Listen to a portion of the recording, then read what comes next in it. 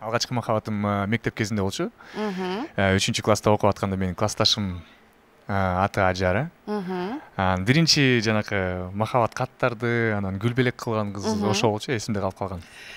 Жоон 3-сабактан кийин күтөм деген каттар жазылчу да, э? Ооба. Переменадан кийин же сабактан кийин үйүнө чейин жөнөтчүмүн. Ушундай окуялар болгон. Биз эфирдин башында да айтып калбадыкпы, ошол эстрада ырчысы башка эстрада өкүлдөрүнөн айырмаланып турган себеби анткени эң бийик ноталарды алат деп айттым. Анан ал кандай экен, ал кандай алат экен деп бизде телекөрүүчүлөр да суроо берип калышы мүмкүн.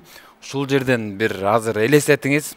Мындай махабатыңызды элестетиңиз, махабатыңыз анан гүлдү дагы кабыл алган жок, эч нерсе кабыл алган жок. Эми азыр үнүңүз менен багындырыш керек азыр. Сиз айткандай эң соңку калды да. Сен анда мен сүйгөнүм ролун ойноп берем да, мен сагардап көрөйүн анда. Ошондо Ажара болом ба, ким болом?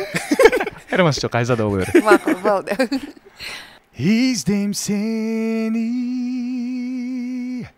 arasından elderdin en bir koz gülzarından cerlerdin men alamga izlediği car alsam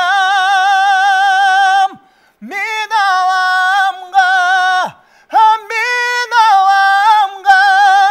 daim seni izde üçün gelgenmin.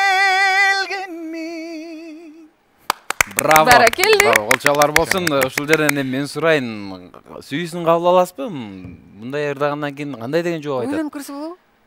Ойлонуп көрүңүз. Болду. Анда эфирдин аягында анда жооп айтсын.